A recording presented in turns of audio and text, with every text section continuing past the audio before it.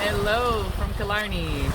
We've had a lot of rain in the past few days, as you can see. This is usually my hangout spot. You can see my little stone circle there, but it is half covered in water right now. So I'm still enjoying the spot though. It is warmed up from last week. No longer snowing, it's raining. So, but beautiful. So I wanted to talk a little bit today about the difference between your soul essence and ego, and how to tap into that more pervasive peace and underlying happiness at all times, because it is possible. So we think about ego, we talk more about that as just an overall sense of we have an identity, a personality of who we are in this life. You know, I like this, don't like that. This is good, this isn't, I'm this type of person, you know, and so on, right? Now, that's kind of this outer shell of who we are, right? But underneath that is what I call kind of your soul essence, which goes much deeper and at a base level that underrides everything than your outer ego, right? And you're that personality and identity that you've got as a person. So when you think about that, how do I get in touch with my soul essence? I think one of the easiest ways is just to kind of sink into it for a minute, and you'll find that, you know, you close your eyes, you sink into it. If you want to describe your soul essence, if you said, I'm this, I'm this, I'm this, not the personality, you'll know those characteristics that really make up who you are, like at a core level.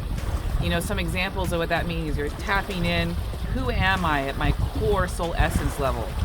You know, incredibly joyful, peaceful, powerful. Those are some of the descriptors that one might come up with.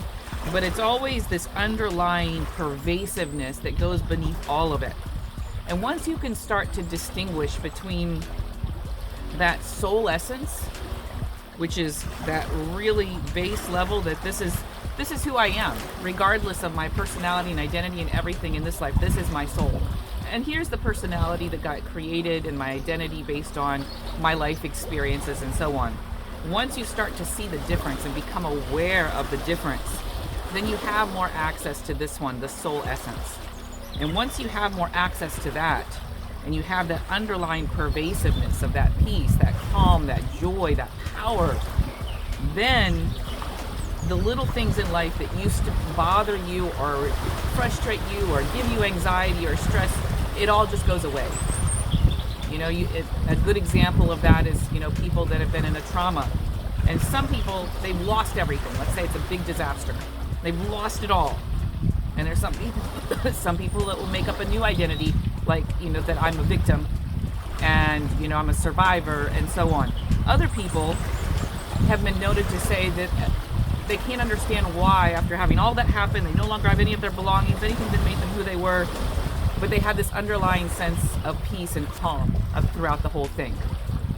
And that underlying sense of peace and calm is because that ego and identity and personality got stripped away there, and they realize, you know, it doesn't really matter as much as I thought it did. Because this, my core, is untouchable. My core is eternal, it's powerful, it's beautiful, it's joyful, and once I start to tap into that, all of the rest are pluses, but they don't have to be negatives or minuses in your life. All right, I hope this has helped some of you start to get into the practice of that awareness. What's the difference between my identity, my personality, my ego, and that core sense of who I am? And when you have an idea of some of the descriptors of your core sense, just write it in the comments. All right, thank you so much. It's always great to see you here, right now in Killarney. Next time, where will it be in the world? Enjoy.